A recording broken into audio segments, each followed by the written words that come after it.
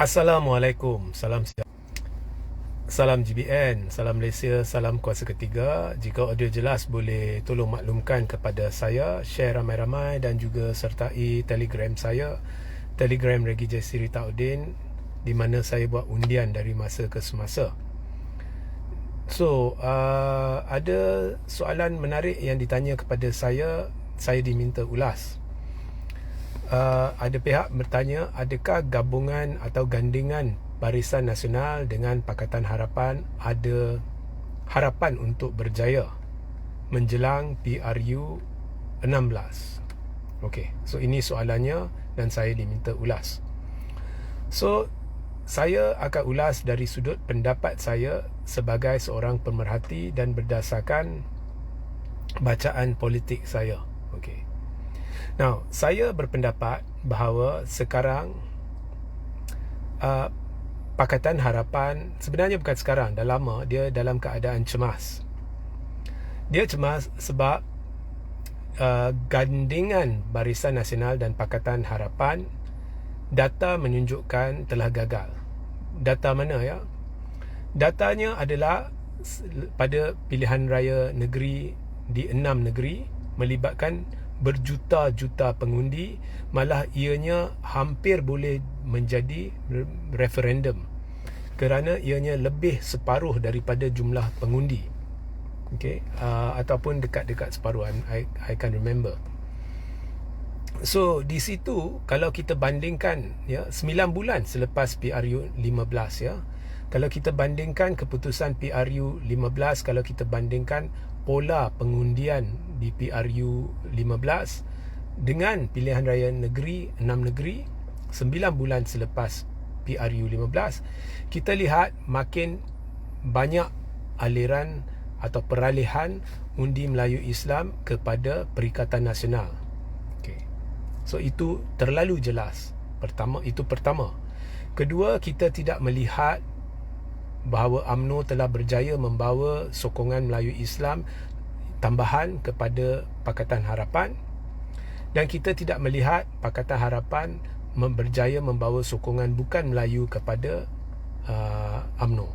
Tidak langsung ada peralihan undi ya, Cina ke UMNO atau Melayu ke PH. Malah kedua-dua UMNO dan PH menyaksikan pengaliran lebih banyak pengundi ke Perikatan Nasional berbanding PRU 15. Dan PRU 15 pun UMNO dah kena teruk, di pilihan raya 6 negeri lagi teruk.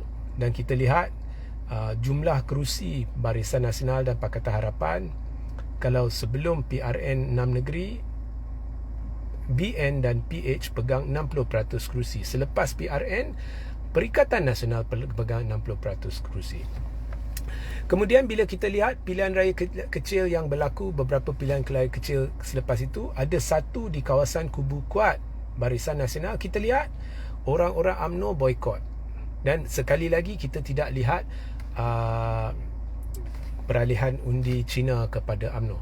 So keadaan makin teruk. So kalau ikut pola pengundi sepanjang setahun lebih itu, ya PH dengan BN makin merosot dan mereka sedang membawa kesan buruk ke atas satu sama lain.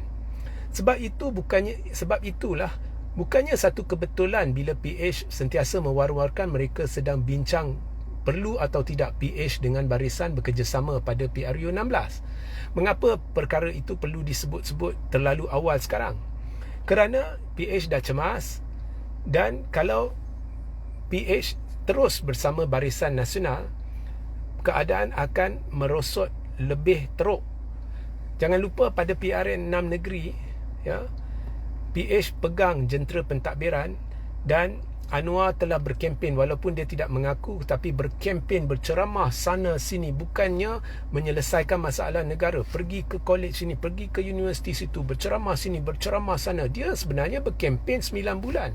Dengan kempen yang begitu hebat sekalipun, prestasi merosot. Ini menunjukkan barisan adalah berita buruk buat PH dan PH adalah berita buruk buat barisan. Kedua-duanya terjejas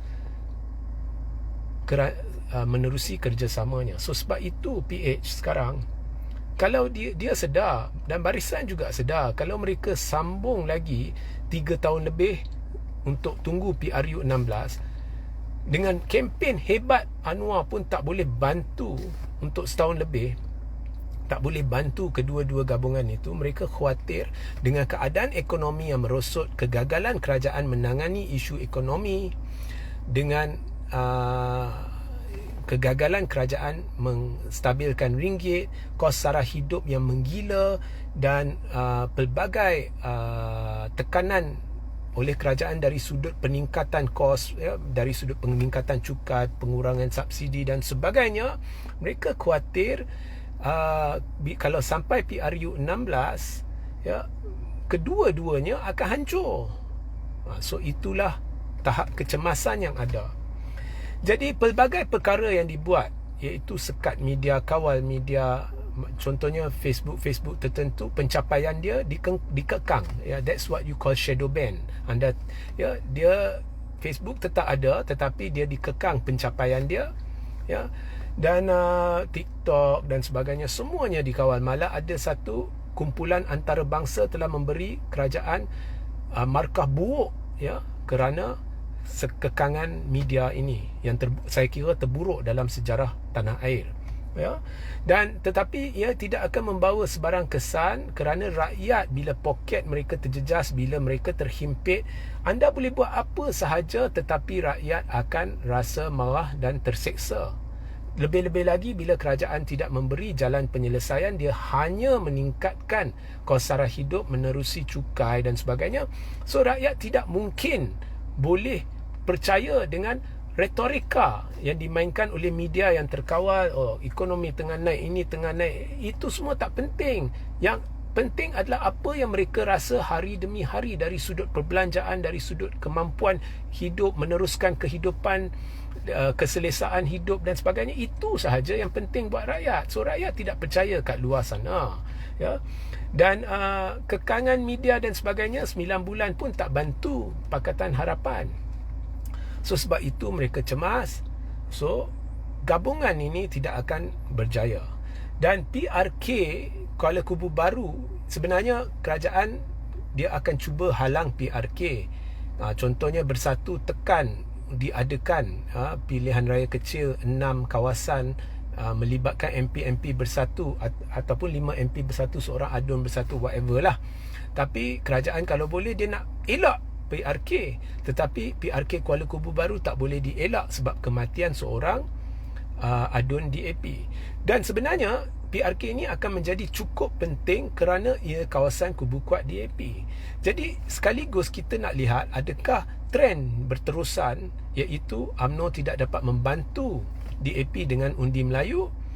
Dan yang lebih penting lagi, kita nak lihat kesan keadaan ekonomi dan sebagainya kepada orang Cina. Adakah orang Cina akan boikot di Kuala Kubu Baru? So sebab itu PRK Kuala Kubu Baru ini akan menjadi begitu penting. Kubu kuat DAP setakat ni tidak terjejas langsung dalam pilihan raya 6 negeri. So itu yang ditakuti oleh PH dan barisan, kerana mungkin ini akan menjadi petanda perosotan lagi sokongan terhadap kerajaan. Dan bila kita lihat DAP dengan Barisan Nasional, orang Cina akan lihat, contohnya kalau dulu mereka kata MCA tak ada taring, dia tak boleh, dia takut pada UMNO ni bully MCA. Sebab itu orang Cina lari kepada DAP. Sekarang dengan adanya DAP dalam kerajaan pun tak boleh kawal ketua pemuda UMNO yang membuat boikot dan keterlaluan dalam tindak tanduk dia. Orang Cina kata sama juga, DAP pun tak boleh kontrol. Dia duduk dalam kerajaan, tapi dia tak boleh kontrol UMNO. Dulu pun UMNO dia buat hal, sekarang pun dia buat hal. Itu pemikiran orang Cina. Sekarang kita nak lihat apakah kesan perkara ni dalam PRK, dan kita akan tahu dalam masa yang tidak lama lagi. So gandingan ini tidak akan berjaya.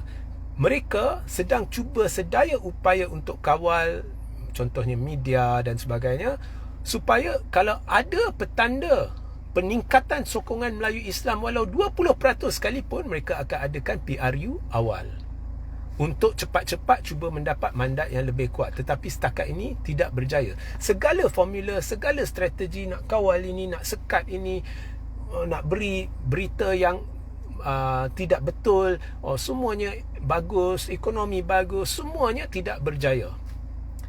Tetapi ada satu cara mungkin gandingan PH dengan Barisan Nasional akan berjaya. Dan ianya akan berjaya atau mungkin berjaya jika DAP mengisytiharkan bahawa mereka tidak lagi meneruskan agenda sekularisme.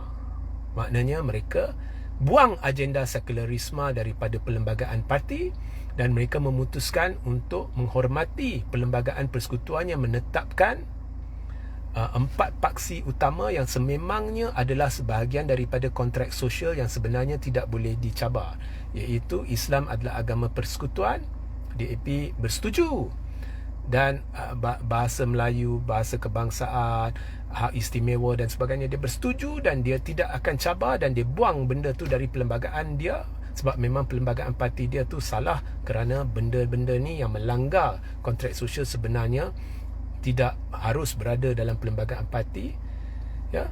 So saya tak tahulah mengapa ROS tidak ambil tindakan. Tetapi jika DAP tiba-tiba buang agenda sekularisme dia, keadaan boleh berubah. Boleh berubah. Jika tidak, sampai kiamat pun DAP dengan PKR dengan dia tidak mungkin akan berjaya untuk tawan Putrajaya dengan sendiri. Dia terpaksa berpaut pada UMNO dan sebagainya. Dan jika dia terus berpaut dengan UMNO dalam keadaan DAP masih memegang agenda sekularisme, kita sudah lihat prestasi kedua-dua gabungan akan merosot. Dan akhirnya satu hari nanti Perikatan Nasional akan tawan Putrajaya dengan sendirinya. Melainkan dilakukan persempadanan semula dan PH berjaya membuat persempadanan semula untuk meningkatkan kerusi DAP dan Amanah dan PKR, itu cerita lain, mungkin mereka boleh berjaya. Tetapi jika MP-MP beragama Islam sepakat tidak membenarkan perkara itu berlaku, maka kerjasama PH dengan barisan ini akan memusnahkan kedua-dua gabungan ini menjelang PRU 16. So cuma satu sahaja cara ianya boleh berjaya, iaitu jika DAP membuang agenda sekularisme dia. Tetapi kalau anda tanya saya lah, sampai kiamat pun DAP tidak akan buat perkara tu. So ini untuk mengulas persoalan yang diajukan kepada saya, adakah gandingan Pakatan dan Barisan ada chance? Okay? So anda teliti balik apa yang saya kata dan anda buat keputusan sendiri. So sehingga kita berjumpa di lain masa. Assalamualaikum, salam sejahtera, salam kuasa ketiga.